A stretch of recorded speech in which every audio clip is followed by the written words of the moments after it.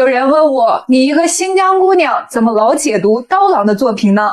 今天我就讲讲刀郎和新疆有哪些不解之缘。此缘有三：第一，刀郎老师是新疆女婿，他的妻子朱梅就是咱们新疆姐姐，他们1993年相识，随后相恋结婚。后来刀郎老师也来到了新疆，也就是在那几年我出生了。备注：我出生跟他们没有关系，这是两件事。第二，刀郎老师来到新疆后深受新疆民歌吸引，他结合流行音乐开创了他独特的曲风。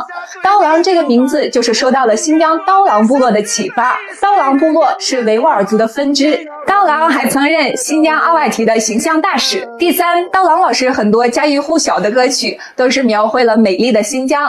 2002年的第一场雪，其中那一句8楼2路汽车，8楼就是指新疆昆仑宾馆，一提8楼，所有新疆人民都知道。西海情歌，说说吧，都谁单曲循环这首歌，边听边哭的。阿瓦尔古里，这是刀郎老师给伊犁电视台写的台歌。那首驼铃，一句送战友踏征程，又让多少钢铁之躯流泪呢？还有喀什噶尔的胡杨，手心里的温柔，最美还是我们新疆。吐鲁番的葡萄熟了，怀念战友。去伊犁的路上，新疆好，北方的天空下，身披彩衣的姑娘，高原的回忆，奇台30里。他的歌曲写遍了大美新疆，而我的使命正是宣传大美新疆。您说我喜爱它，没错吧？如果你有机会秋天来新疆，那一定来看看刀郎老师歌曲里那喀什噶尔的胡杨，它到底有多么的震撼，才能让刀郎写出这么痛彻心扉的歌词？听我慢慢道来。中国拥有世界90%的胡杨，而新疆拥有中国90%的胡杨。胡杨生千年，死千年，朽千年，3000年的胡杨，100万年的历史，因此胡杨也被誉为第3届活化石。胡杨一年叶子会由绿变黄再变红，因此也被誉为自然界的红绿灯。这个是我育的。黄灯的胡杨简直绝美。胡杨生长环境恶劣，凭借自己顽强的根系，在沙漠中创造出绿洲。它还象征着不屈不挠的精神，同时它也象征着爱情。3000年的守望，只为与你相遇。如果你有非常爱的他，就带上他一起来吧。今天给大家出个攻略，关注我，点赞收藏这个视频，一旦有机会来呢，肯定用得上。首先观赏胡杨最好的时间段是10月中下旬，绿灯已经完全变成黄灯。新疆分布着很多胡杨林，沿塔里木河流域的胡杨林是景色最多样化的。我最喜欢阿克苏的沙雅，因为可以边看胡杨林边吃阿克苏的冰糖心。沙雅拥有胡杨林470万亩，从沙雅出发1个小时就可以抵达塔河外滩，穿过塔河就来到了一个比较特别的胡杨林，这里遍布着枯死的胡杨，造型奇异，被称为魔鬼林。这里就能看到死后千年不倒，倒后千年不朽的胡杨了。黄沙、枯木，凄凉沧桑，也很震撼。离开这里再向前，就是一条100余公里的胡杨秘境观景大道，你可以开着车慢慢看。再往前就到了胡杨小院，在这里可以小憩一下，吃一个胡杨看着长大的小山羊，感觉好极了。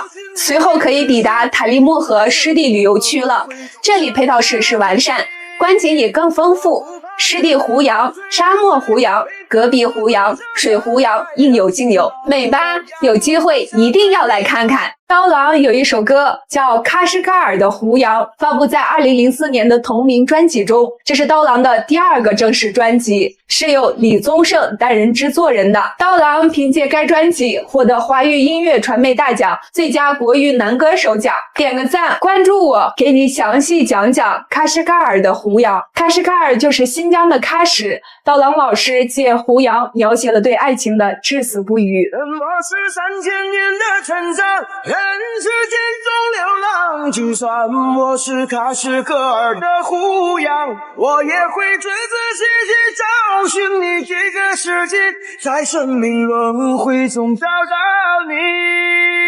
见过胡杨的人也许对这首歌有更深的理解。胡杨生长在风沙肆虐的荒漠之中，其生而1000年不死，死而1000年不倒，倒而1000年不朽。从生之朽能经历3000年， 3000年岁月早已是沧海桑田的巨变，无尽的轮回，无尽的伤害，无尽的等待。这世间还有什么能胜过胡杨般的爱情吗？我国90%的胡杨林在新疆，全世界最大的胡杨林就是新疆塔里木胡杨林。除此外，新疆还有木雷胡杨林、115胡杨林等等。一年中，胡杨的叶子会由绿变黄，再变红，美轮美奂。不知道红绿灯是不是参照胡杨设计的？马上就要到观赏胡杨的最佳季节了，10月胡杨陆续开始变黄，10月中下旬便是胡杨最美的时间。怎么样？现在做计划还来得及。新疆真的晚上10点才天黑吗？当然是真的。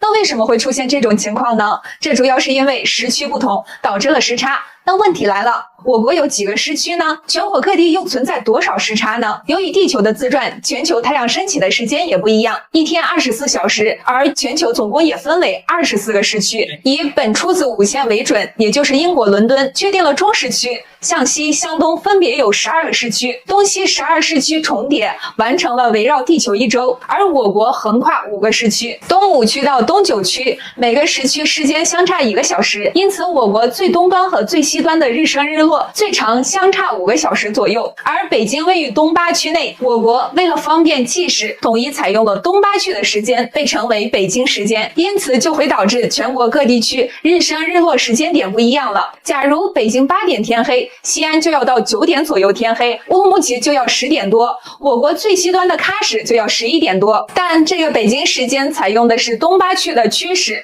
实际上真正的北京时间和东8区区时还有14分钟的时差。最贴近东8区时间的城市应该是杭州时间。我国的时间发布也不是在北京，而是在陕西省渭南市蒲城县，位于东7区，但发布的是东8区的时间。在这里发布是因为它属于我国地理位置的中心，发布到全国各地更为准确。评论区说说吧，你的家乡位于哪个市区呢？刀郎的这首《偏偏》90%的人都听不懂。如果说罗刹海市是在批判现实，那《偏偏》这首歌就是人生指南。偏偏到底讲的是什么？偏偏其实是一个仙女的名字。我们先了解一下这偏偏背后的故事。同样，它出自《聊斋志异》同名小说《偏偏》，讲的是一个小伙叫罗子福，滨州人，现在在陕西。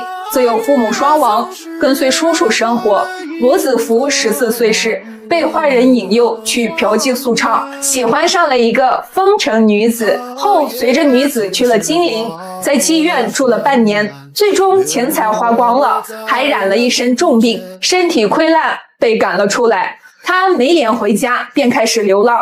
有一天傍晚，他在路上遇到了一个女子，美得像天仙一样。女子主动问了罗子福的情况，还说道：“我是出家人，你可以随我进山，也算有个住处。”罗子福听后欣然前往，没想到在这里，女子用一息清泉治好了罗子福的病。这罗子福大病刚好，反手就是一顿表白，最终和这女子相爱，2个人在一起了。他们生活的衣物、食物都是女子用叶子和云朵变出来的。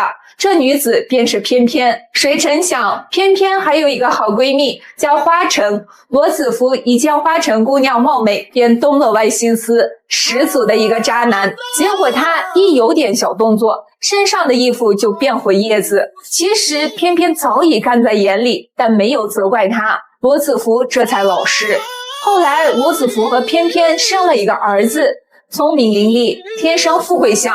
又过10几年，他们操办了儿子与花城家的姑娘成亲，2家皆大欢喜。这些年里，罗子福时常挂念叔叔，想回乡探望，但偏偏态度坚决，不能随他一起回去。加上儿子小，需要照料，现在儿子也成亲了，他便带着儿子儿媳返回老家。离别的时候自然是依依不舍，回去之后与叔叔一家团圆。后来罗子福想念偏偏，回去探望，只见得黄叶满路，洞口迷失，再也找不到偏偏了。故事就此完结。那刀郎老师的歌曲《偏偏》又有什么样的意义呢？下一期我们接着讲。日本和韩国有一种奢侈品，在新疆卖10块钱3个。足足40多斤，那就是西瓜。在韩国，一个西瓜要卖几万韩元，约合人民币100到200元一个，日本也差不多这个价格。前段时间还有韩国博主发视频吐槽，说我们中国人吃西瓜居然不吃西瓜皮，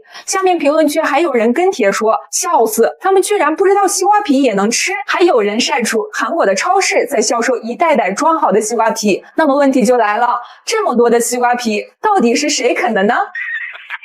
估计这个视频放给他们看，他们能气死。在我国，西瓜在各地的价格虽然略有差异，但总体来说算是西瓜自由的。中国人每年吃掉全球70%的西瓜，是全球最大的西瓜消费国。其实我国的西瓜自由要感谢一个人，那就是西瓜之母吴敏珠奶奶。她是武汉人，中国80%的瓜都出自她的手。1953年，西南农学院走出2位毕业生，一位是袁隆平，另一位就是吴明珠。他原本可以留校任教，但他毅然决定前往当时环境恶劣的新疆吐鲁番，开启了他对甜瓜和西瓜研究的一生。那个时候，中国大多数的西瓜都是皮厚、白瓤、不甜，产量还低。吴明珠在上世纪60年代先后跑了新疆300多个生产队，收集数百份资料，整理出了44个甜瓜、西瓜的品种，开始培育新的瓜种。经过了数十年的努力，他还先后培育出来红心脆、含笑、郁金香、麒麟、巴斯二子等数十种西瓜、甜瓜品种，奉献了自己一生的时间，真正让国人实现了西瓜自由。直至2017年，87岁的吴明珠奶奶因阿尔兹海默症退休，告别了瓜地。如今她已经93岁了，虽然生病让她的记忆衰退，但她依然能清晰地说出：“我的人生就是想多结几个瓜，把瓜的甘甜献给人民。”让我们一起给吴明珠奶奶点个赞吧！你觉得刀郎老师最经典的歌是《西海情歌》吗？刀郎老师这首《西海情歌》歌词背后的真实爱情故事，你知道吗？还记得你答应过我，不会让我把你找不见，可你跟随那南归的候鸟飞得那么远。男孩和女孩是2个来自南方刚刚毕业的大学生，他们俩一同报名参加了环保志愿者，走进偏远美丽的可可西里。女孩被安排在人比较多的藏羚羊观察站，男孩安排在条件艰苦的沱沱河观察站。巍峨的雪山下面是茫茫的戈壁，雪山下面的可可西里因高寒缺氧而被称为生命禁区。男孩所在的沱沱河观察站只有一顶干净整洁的帐篷，里面除了床什么都没有。那里最低气温可达到-40摄氏度，但他生怕女孩担心，每次来上交资料和女生见面时只会讲一些有趣的事情。实际上女孩早就从同事口中知道了沱沱河真实的情况，2个人就这样彼此牵挂着，苦苦地守护着。再有最后一次上交资料，就有下一批志愿者接替他们的工作了。可就是这个最后一次，女孩却再也没有等到。一天早上，观察站突然来了3辆小车和许多领导，女孩还是第一次看到这么多人，而领导们都齐齐地围在她的身旁。女孩愣愣地望着这些不熟的人，似乎明白了什么。男孩还是在工作中意外牺牲了。当听到这个消息，女孩瞬间大脑空白，再听不到其他声音，晕了过去。男孩是可可西里牺牲的第1个志愿者。刀郎听到2个人凄美的爱情故事，被深深的打动，于是创造了这首悲凉的西海情歌。你知道吗？刀郎和云朵的这首《爱是你我》其实不是一首爱情歌曲，而是为了英年海啸赈灾公益演出写的歌曲。爱是你我用心交织的生活。后小沈阳和沈纯阳翻唱，火遍全网。这2天在涿州支援，看那么多志愿者忙碌的身影，能真切地感受到很多人的大爱是无私的。爱是你我在患难之中不变的承诺，爱是你的手将我的伤痛抚摸。歌曲中这种大爱就在我们的身边，它可能来自一个瘦弱的小姑娘，可能来自一个满身大汗的货车司机。很多人驱车几百上千公里，里运送物资，卸完货物生怕堵车就立马离开，甚至连性命都不留。很多人全身湿透，一件接一件的在卸货，甚至一天连一口热饭都吃不上。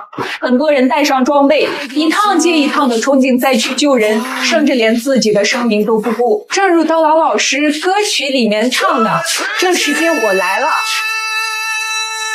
我来了，任凭风暴漩涡，这是你爱的承诺，让我看到了阳光闪烁，爱拥抱着我，我能感觉到它的抚摸，就算生活给我一寸的苦痛折磨，我还是觉得幸福更多。刀郎老师的《罗刹海市》不是他专辑里最好的歌，我觉得最好听的是那首《花妖》。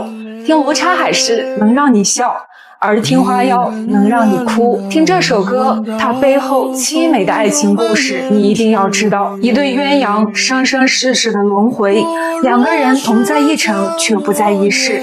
歌中诉说了女孩万般期许、心酸和无尽的绝望。故事讲了宋朝一个穷小伙爱上了一个富家千金，两个人情投意合，暗定终身。结果被女孩父亲发现，极力反对，命人将小伙杀害，鲜血染红了小伙褐色衣衫。小姐贞洁刚烈，随小伙殉情而去。来到地府，他们的故事触动了阎王，许两个人后几世再续前缘。结果轮回道浅，错过了罗盘，两个人的时空交错，女孩投在宋朝的杭州，小伙却投在了隋唐的杭州。下一世，女孩追到隋唐，小伙却生在了夏朝。两个人就像两条平行线，永远没有交点。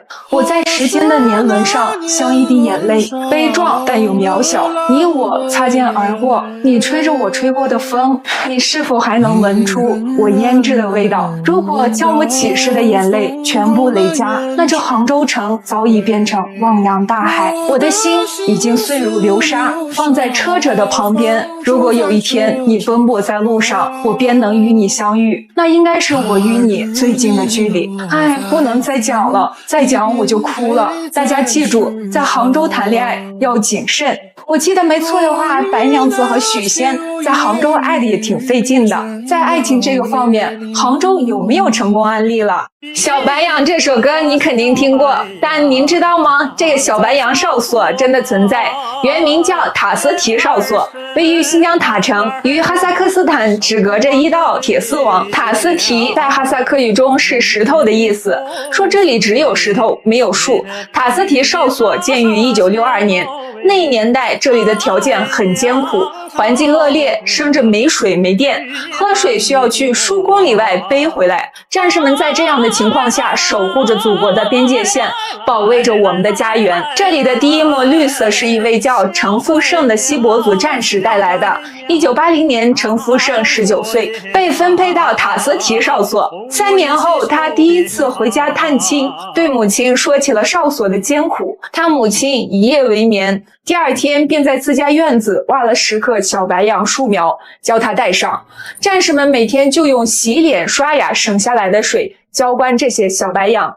在这恶劣的自然环境下，最终只有1棵树苗活了下来，与战士们共沐风雨，同守边防。1983年，阎伟文老师首唱了这首《小白杨》，并快速得以传唱。这塔斯提哨所因此改名为小白杨哨所。如今这里的设施早已经得到完善，立体管控能力倍增。这棵小白杨见证了祖国的日益强盛。今天是8月1号，让我们一起为坚守在祖国边境的戍边战士致敬，为小白杨完顽强的生命点赞。刀郎老师都是千年的道行，你怎么说上《聊斋》了呢？这罗刹海市改编自蒲松龄的同名小说《聊斋志异·罗刹海市》。上一期我们讲到，故事中的马季来到罗刹国的海上交易市场，简称罗刹海市。这里到处都是奇珍异宝，马季争光的兴起。一个少年骑着骏马而来，世上的人们纷纷避让。这少年便是东阳三世子。三世子看马季是一帮之人，便与马季交谈起来，并邀请马季同行。来到海下宫殿，面见了龙王。龙王了解到马季颇有文才，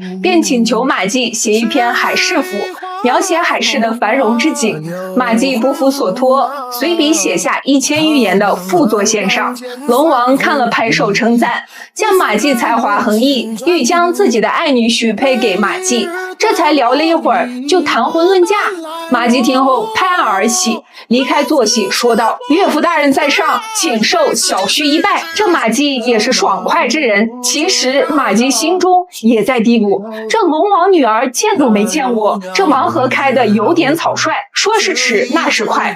婚礼已经举办完毕，马季这才有机会偷偷看了一眼龙女。这龙女沉鱼落雁，是一位非常漂亮的仙女。马季心中的大石头终于落了地。此后，马季便与龙女幸福的生活在一起。但外出3年，时而思念故乡。一次，马季忍不住对龙女说道：“我心念父母，你能跟我回家吗？”龙女说：“千帆道路阻隔，我不能随你而去，我也不能阻拦你回去尽孝。你既有烦心，你我情缘一尽。”马季听后泪如雨下。龙女继续说道：“人生聚合离散，如同日升日落一样平常。两情若是久长时，又岂在朝朝暮暮。从此以后，我为你守贞，你为我守义。你我还是夫妻。我现在已有身孕，你留下心物。3年后4月8日，你乘船到南岛，我将孩子交还于你。”随后便交给马季一袋子金银珠宝，说道：“你好好生活，这钱财几代人也用不完。”次日，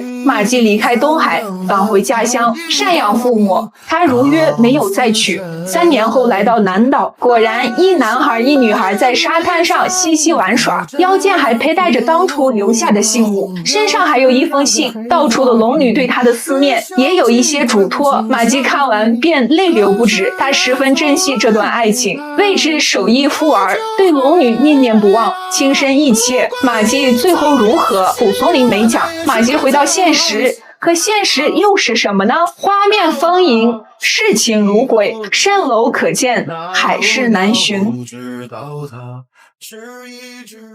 中国古代3大工程，你知道都是什么吗？前2个应该大部分的人都知道，而第3个可能90%的人都没听说过。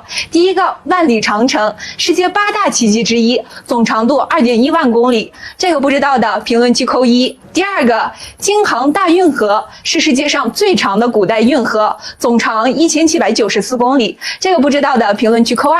第3个是新疆吐鲁番的喀尔井，有1100多条，总长约5000公里，相当于北京到新疆往返的距离，这个不知道的评论区扣3。这个喀尔井古城井渠，其实就是通过一个个深井打通地下的暗渠，是地下水利工程，是古代荒漠地区非常伟大的灌溉系统，始于西汉，距今已经有2000多年的历史。古代没有机械和测量工具，大部分工作都在地下，能完成这么伟大的工程，是古人勤劳和智慧的结晶。这喀尔井到现在还在沿用，作为当地老百姓的饮用水。在吐鲁番地面上看得到的一个个奇怪的洞，就是喀尔井的竖井，主要用来清理暗渠中的淤泥，保证河道畅通。可以说，没有喀尔井就没有现在的吐鲁番，它是名副其实的生命源泉。为什么要费这么大的力气挖喀尔井？主要因为吐鲁番四面环山，是地处沙漠的盆地，日照时间长，地面植被覆盖较少，夏季地表温度80-90度，高山冰雪融化，地面的水会快速蒸发，根本存不住，而深入地下的部分则变成了暗流，只有通过地下暗区，利用地势高度差，才能把水引到生活区和田地。而正是因为吐鲁番独特的气候，再加上喀尔井水的灌溉，造就了葡萄理想的生长环境，糖分快速积累，成就了吐鲁番葡萄之乡的美誉。古西域的楼兰到底做了什么，才遭到那么多人痛恨？王昌龄的千古名句“黄沙百战穿金甲，不破楼兰终不还”，李白也写过“愿将腰下剑，只为斩楼兰”，好像提到西域必有楼兰。楼兰到底在哪里？它真的是像玛雅文明一样一夜间消失的吗？它有怎么样的故事？关注我给您详细讲一讲。楼兰是古代西域的一个小国，早在汉文帝时期，楼兰被匈奴控制，《史记·匈奴列传》中有明确记载，楼兰古国位于塔克拉玛干沙漠东岸，是去往西域的交通要塞，必经之路。因此这里贸易发达，国家富庶。但是大汉和匈奴的战争，楼兰正处于双方交战的核心区域，乃是兵家必争之地。楼兰又是一个墙头草，在匈奴和大汉之间反复倒戈，最终在公元前77年，汉朝大将霍光，这个霍光大家熟不熟？他哥哥你肯定认识，是大名鼎鼎的霍去病。霍光派傅介子刺杀楼兰王，楼兰自此灭国，更名为鄯善，王都南迁后，经历了大汉的灭亡，三国鼎立。曹魏时期还在楼兰设置了西域长史，直至西晋前凉后期，西域长史机构撤出楼兰，楼兰城最终被废弃。古楼兰的消失明确记载是在公元400年，高僧法显在他的《佛国记》中写道：此地上无飞鸟，下无走兽，遍望极目，欲求度处，则莫之所拟，唯以死人枯骨为标识耳。楼兰彻底没了。注意了，这个时候可还没有到唐朝呢，但大家熟知的斩楼兰、破楼兰可都是唐诗，因此可以断定诗人只是借助楼兰抒发自己的情感。楼兰多少有点惨，都没了还被写进诗里出气。一个女人用50多年的时间，在海拔4000多米帕米尔高原的10万多个石头上刻上了中国2个字。她每天至少走20多公里的山路，为的是守护着边界线的安全。她就是护边员布鲁马汉毛勒铎，他创造了无数的中国史，只因他有一颗中国心。1942年6月，布鲁马汉出生于新疆乌恰，是柯尔克孜族。20世纪60年代初，19岁的他就义务巡边。早年间，很多边界线没有界碑，布鲁马汉亲手在无数个石头上刻上中国2个字，沿国界线埋下，充当界碑。他说，坏人看到中国史就知道这里是我们的领土，他们就会害怕。以前很少有女性放牧巡边，但布鲁马汉每日早出晚归，将越界的牛羊赶回来，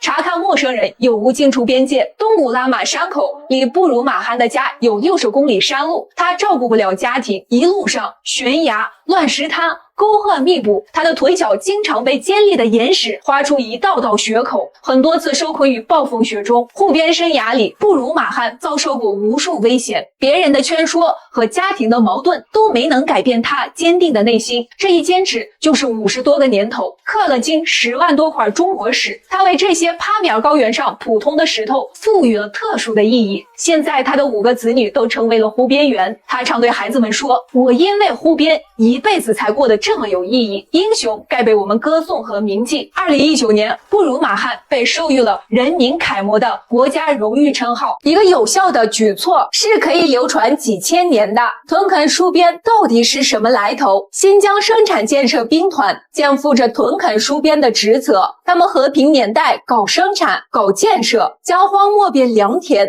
而战士，他们要拿起武器，守卫边疆，保家卫国，这就是屯垦戍边。而这一政策早在西汉时期就被政治家晁错提出，并得以运用。他是我国历史上最早提出了屯垦戍边理论的人。那个时候经营西域是非常困难的，匈奴被击败后又会卷土重来，若保卫边疆的兵太少，敌人就会攻入，若不救援，会使边民绝望而降敌。若派军救援，从远处赶到边境，敌人早已逃走。如果边疆驻兵多，军费支出又太大，若撤边兵，敌人又攻入，内地调到边疆的兵每年换防，不熟悉敌人的情况，又得作战不利。晁错提出，如果派一些人与边疆驻军一起，平时种地，战时保边，以边疆军民保卫边疆安全，这乃是长治久安之策。自此开始，治校尉、屯田区里的政策就在西域推广开来。屯田士族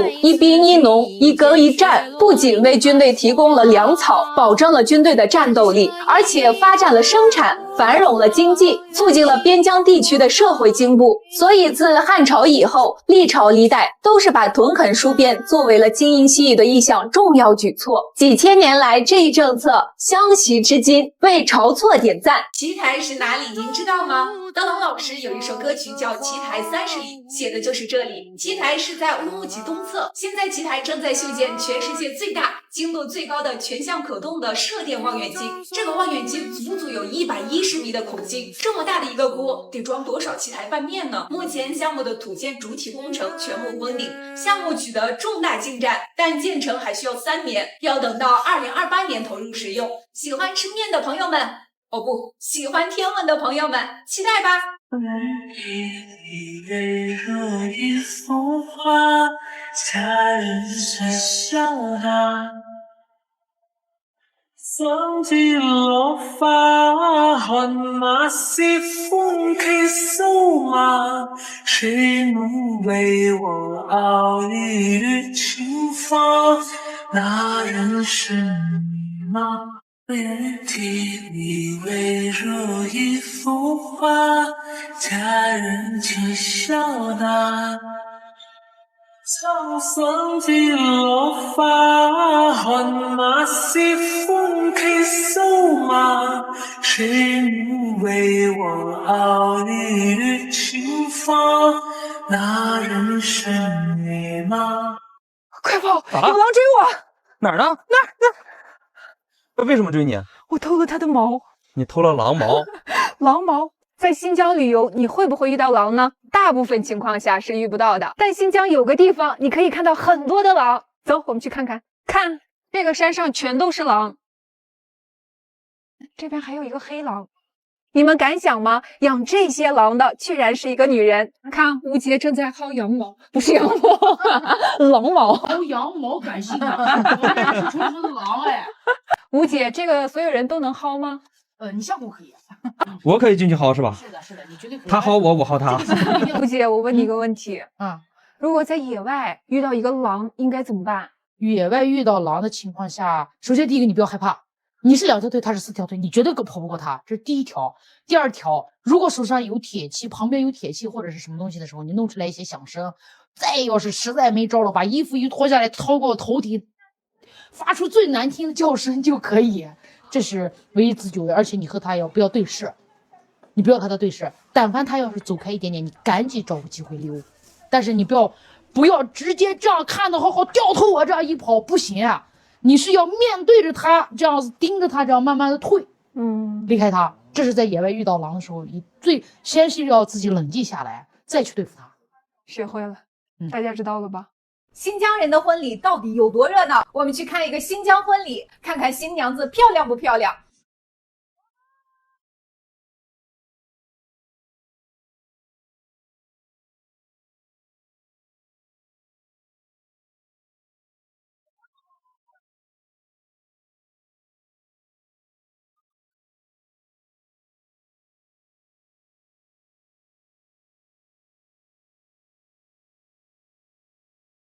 刀郎到底有多牛？他把停运的2路汽车又抄回来了。停靠在8楼的2路汽车，不光承载了无数人的记忆，也让更多的人通过这首歌认识了刀郎老师。可惜他在2011年的时候停运了，如今他又恢复运营了。这我们要感谢刀郎老师，也要感谢我们乌鲁木齐文旅。说白了，这就是为了迎接大大小小来新疆提前给大家准备的礼物。而且试运营当天，乌鲁木齐还下雪了，这就是刀郎老师的魅力。8楼的2路汽车已经成为了乌鲁木齐的新的文化符号，朋友们有机会来新疆打卡吧。新疆人的家里都这样，会摆满满一桌的好吃的，这个叫嗓子啊，这个叫 K 和夹，还有很多的干果。不过我还是喜欢吃这个西梅干。新疆的西梅干肉厚糊小，而且非常的甜。西梅干富含丰富的花青素和山梨糖醇，年轻人、老人、小孩都适合吃。最近过节了，给大家2包10几块钱包邮，给大家选的都是又大又好、高品质的，带回去尝一尝吧。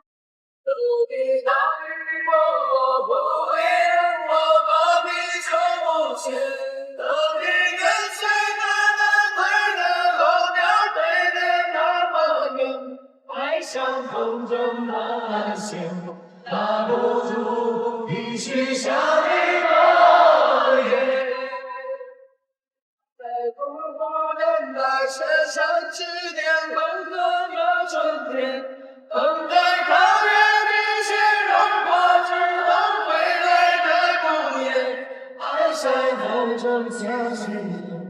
美不到我们的从前。如果是3000年的成长，任时间中流浪，就算不是他心中儿的模样，我也会跟着前去找寻你这个世界，在生命轮回中找到。我不怕一个风吹雨晒，每当我放下伤害，让心暴露在阳光下对你表白。我宁愿我的成全对岁月更迭风华，也要让你感觉到我的真爱。世界上最大的巴扎在哪里？你知道吗？就是我们乌鲁木齐的二道桥。二道桥这个名字是不是很熟悉？刀郎老师的那一首关于二道桥唱的就是这里。巴扎是集市的意思，二道桥自古以来就是一个南北疆与中亚的物物交换中心，汇集丝绸、香料、土特产，被称为洋货市场。二道桥的名字源于清朝时期的2座木桥，斗岛桥和二道桥。最早的二道桥是一座宽约4米的木质桥，连接南北交通要道，成为商家云集的贸易圈子。关于二道桥中唱道：为了10年前二道桥你迷人的一笑，10年后我徘徊在这无人的街道。这首歌以二道桥为背景，描绘了跨越10年的等待与思念，让更多人记住了这一条充满异域风情的街道。刀郎的创作灵感正源于这里浓郁的民族风味，手鼓声、鲁塔尔琴、载歌载舞的维吾尔族姑娘都是他笔下的鲜活素材。如今的二道桥已经焕然一新，成为了乌鲁木齐的金融圈。2003年建成的新疆国际大巴扎是世界规模最大的巴扎，这里既有传统手工艺品和田玉、艾特莱丝绸、巴基斯坦铜器，也有现代免税店和美食广场。夜色的灯光秀和民族歌舞表演更是吸引了全国游客。不到二道桥不算来到乌鲁木齐，这里既能淘到中亚特色产品，也能品尝烤包子、石榴汁儿、手抓饭，更能沉浸式的体验维吾尔族热情与艺术。如果有机会，你愿意听着刀郎老师的歌声一起来逛一逛这里吗？从《鸿雁于飞》这首歌，我们可以窥探到什么？你们想到了吗？曾经的西域浪子，现在已经进化成一位可包罗万象的文化巨匠、音乐巨匠了。而且这种进化被亿万人见证和认可，他就是刀郎。刀郎先生早期以新疆民族文化为根基，将维吾尔族音乐元素与流行音乐结合，形成了独特的西域情歌风格。在编曲上大胆使用矮基克、坦布尔等传统维吾尔族乐器，与电子乐器、摇滚节奏结合。例如吐鲁番的葡萄熟了中，矮基克与贝斯的对话开创了民族音乐流行化的先河。他长期在新疆各地采风，并将采风的成果融入到了艾利夫与塞乃姆等作品，形成了民歌遗风加现代编曲的范式。近些年，他在苏州隐居期间，将平坦轮指技法融入豆口盒子，并尝试蒙古呼麦与电子音效的混搭，如朱耳，形成水平诗诗西域风与垂直抒情江南风的交叉美学。如今鸿雁于飞的出现，很可能预示着刀郎老师接下来将以《诗经》为灵感来源，延续他对古典文学的深度挖掘。这种蜕变不仅是个体艺术生命的升华，更标志着中华流行音乐开始摆脱对西方范式的依赖，转向本土文化深度融合的创作性变化。作为一个新疆人，我苦练了10年，练成了如今的普通话。没想到最后你们说喜欢听能言文，我也不会呀，勉强跟你们说一个吧。我支持你，你的后面我在呢，你很有文采呀，你的肚子里墨水有的呢，你不要再缠着我。朋友，你不要像泡泡糖一样在我后面站着呢，我要掐死你。我现在一点点空气不给你，一点点空气不给你。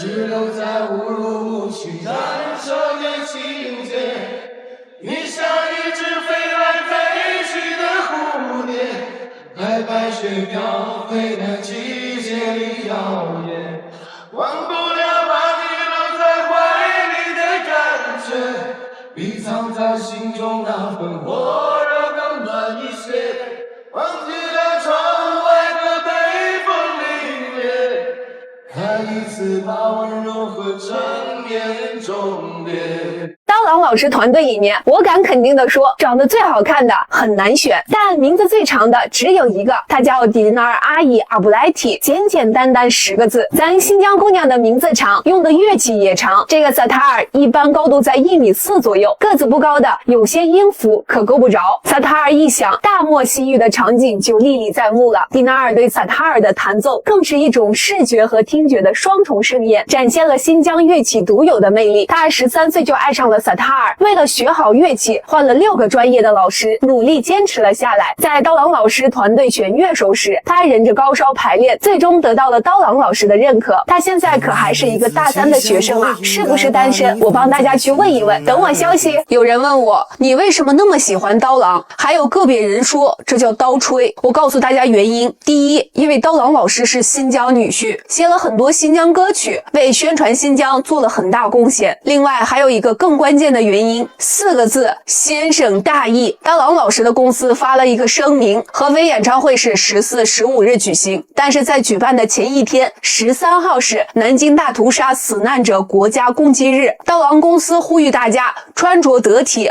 保持静默，不要进行娱乐性直播，不要进行影响庄重肃穆气氛的言论和行为，还有不要在各地城市的文旅相关媒体账号进行攀比。刀郎先生南京演唱会特意唱了《修红旗》，在厦门特意唱了《对面阿姐》。作为明星，作为公众人物，他的一言一行给大家带来的影响是不言而喻的。他给我们传递的爱国情怀，在影响着每一个热爱刀郎的人。这就是刀郎，这就是先生的大义。新疆人的名字到底有多长？平均都在5、6个字以上。我的名字就是7个字，叫古兹诺尔买买提。你可以叫我新疆小古，也可以叫我古兹诺尔，但不能叫我买买提，因为买买提是我爸爸的名字，所以我的全名组成就是自己的名字加上爸爸的名字。我在天津上大学的时候，军训教官点名喊买买提，买买提，我就在想，单街有老乡，左右看看，我以为买买提没来呢。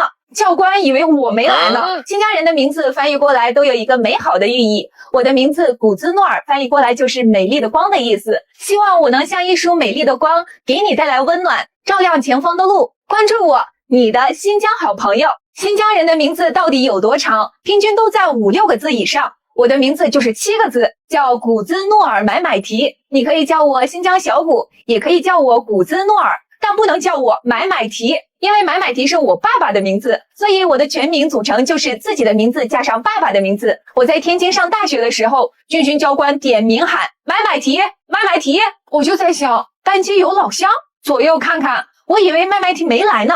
教官以为我没来呢。新疆人的名字翻译过来都有一个美好的寓意。我的名字古兹诺尔翻译过来就是美丽的光的意思。希望我能像一束美丽的光，给你带来温暖，照亮前方的路。关注我，你的新疆好朋友。新疆人跳舞戴着帽子，为什么怎么甩都不掉？有什么秘诀吗？另外，新疆4级紫外线都那么强，天天戴着帽子，会不会很闷头发？你们不知道，新疆人从小就要练杂技，就是头顶帽子不能掉，还有顶帽子比赛呢。开个玩笑，其实我们跳舞的时候，如果动作幅度比较大，都会用卡子把帽子固定在辫子上。新疆紫外线强，戴着帽子反而能保护头皮不被晒伤，但反过来也会引起一些头皮问题，就是帽子太闷，非常容易让头发变油，慢慢就会堆积头屑。再加上我最近参加综艺节目，每天早出晚归，化妆的时候还会喷很多的发胶，外加小花帽一舞，一拍就是1天，完美的让头皮火上浇油。新疆好几个姐妹推荐曼秀雷敦潇洒洗发水，在新疆高紫外线的地方，一日头皮暴晒，全都是拿它维稳头发。我忍不住也用了一下，没想到去屑控油效果还真不错。我平时研究产品习惯了，就喜欢看配料表。这洗发水里面有一个成分叫26花烯，占比1%，这个就是专门控制油分泌，达到去屑用的，而且温和不刺激，不像其他去屑洗发水只能1周用2次，这个每天用也不会给头皮造成负担。我的头发本身就很干，平时容易毛躁打结，这里面的蜂蜜成分能有效的滋润发丝。用了一段时间，我才知道曼秀雷敦潇洒已经有70多年的去屑史，去屑真的很专业。头屑反复，容易出油、发毛、干燥的，推荐试试。跑了1000多公里，赛里木湖的景色也就这样啊，你们自己看。In another lifetime, I will never change my mind. I would do it again, ooh, 1,000 times. 如果有机会让我穿越，我要穿越回到1881年，然后过18年，等我成年了，就组织我们村全体老少去罗布泊东岸，把楼兰古城挖出来，想在1900年斯文赫丁来罗布泊之前，把重要的文物都要保护起来。楼兰古城的发现是斯文赫丁来我国新疆地区探险考察中发现的，他带走了大批的木简、文书、丝绸等珍贵文物。紧接着很长一段时间，一大批所谓的西方探险家、学者借着考古的名义来到我国，趁我积贫积弱之时，抢夺我珍贵的国宝文物。尤其是一个叫斯坦因的人，1906年，他进入罗布泊以及楼兰古城，做了充分的准备，找了一帮人在楼兰古城挖了11天，挖掘出大量的文物，全部带走。他先先后后来我国4次，不光挖了楼兰，也挖掘了和田地区的尼雅遗址，就是精绝古国。他的足迹遍布整个新疆，到处搜罗珍宝古物，同时还把手伸向了甘肃的敦煌莫高窟。他每次带走的文物都是几千件，打包的箱子都有几百箱，其中有大量的泥塑、壁画、木雕、钱币、铜器等等，还有很多的历史著作、重要文献。他还用极其不光彩的手段骗走了敦煌遗书。敦煌遗书是对敦煌莫高窟17号洞窟中一批书籍的总称，其中有汉文、藏文、回鹘文、粟特文、梵文、于田文、吐蕃罗文等各种文字的古代遗书数万件。敦煌遗书价值不可估量，可如今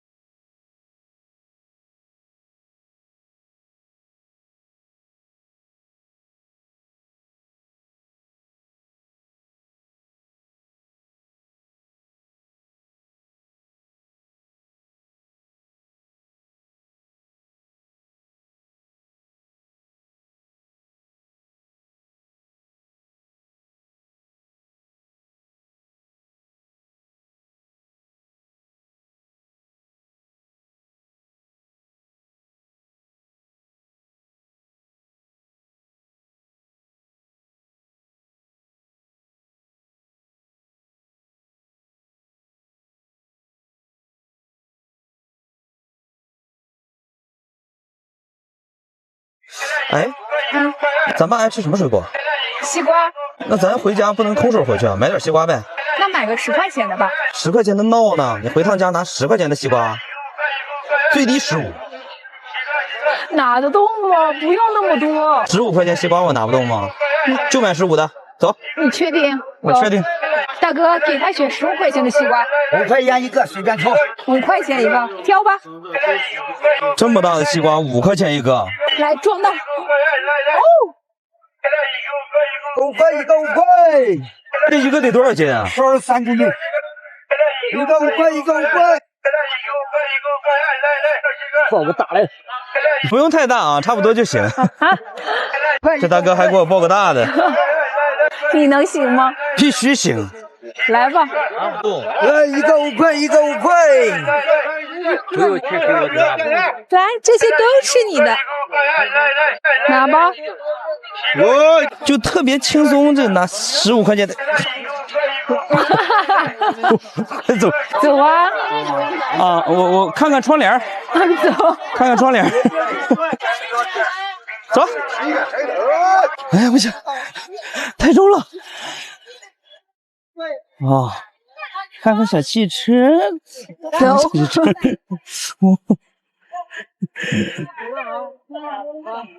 哎呦我去，这星光太大了！去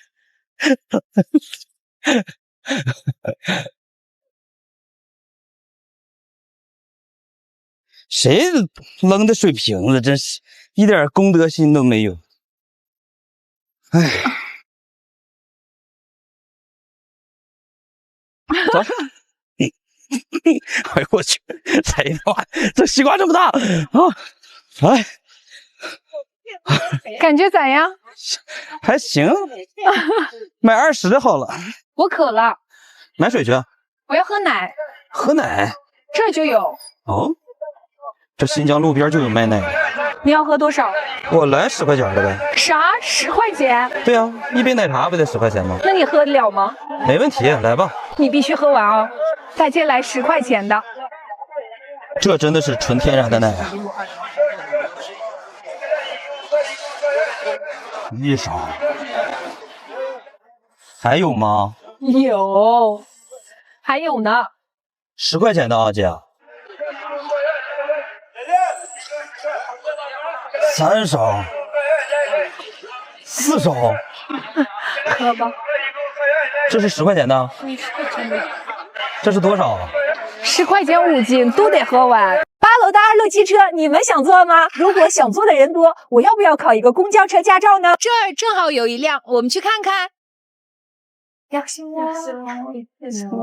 这就是8楼2路汽车最美女司机哈丽丹。大家好，哎，你每天开2路汽车感觉怎么样？以前开别的公交车，也就是一份工作，我想着把工作做好。可是现在这个开2路公交车，心情也不一样，每天都有全国各地来的道迷们来上我的车跟我合影，我也很喜欢跟他们一起合影，我也特别开心。我感觉很多人喜欢刀郎老师，也很喜欢就是2002年的第一场雪这首歌。哈丽丹，其实我也特别想成为2路汽车的女司机，好不好考？说难就难，说容易就容易。来，我给你看一下。好，走。这么多按钮，每个按钮都有它的用处，看着就难。这些按钮是风扇的，然后这2个是门的开关门，然后这是锅炉，然后这是自动挡，就是档位。再看这边是灯光，是里面的电视呀、图牌，然后这里面的字，然后这些全是。这能记住吗？要不我还是当售票员吧。好啊，欢迎大家来乘坐2路汽车。关于《大眼睛》这首歌曲，我要讲一讲。我作为新疆姑娘，应该更有说服力吧。《大眼睛》这首歌曲是刀郎老师在新疆创作的，它的灵感来源于我们新疆的民间歌曲。在新疆，如果你喜欢一个女生，不敢大声的表白，那你啥也不是，你就注定单身吧。在我们新疆的歌曲里面，像《大眼睛》这样的歌曲太多了，我随便给你找2首。新疆有一首特别火的歌曲叫《甜蜜爱人》，歌词是这样唱的：果园间的风吹让我想起了你，花园间百灵鸟的叫声向往着你，让我日夜都渴望着爱人，在爱情之火甜蜜的爱人，会越来越旺盛不会熄灭的甜蜜的爱人。还有一首像河流流淌，歌词是这样写的：朝思暮想已有数日，长夜难眠，黎明不至。弯眉毛的情人，我要像河流一样在你的花园里流淌。朋友们，新疆的歌曲热情奔放，爱一个人就要直抒胸臆，所以《大眼睛》这首歌曲根本没有问题，你觉得呢？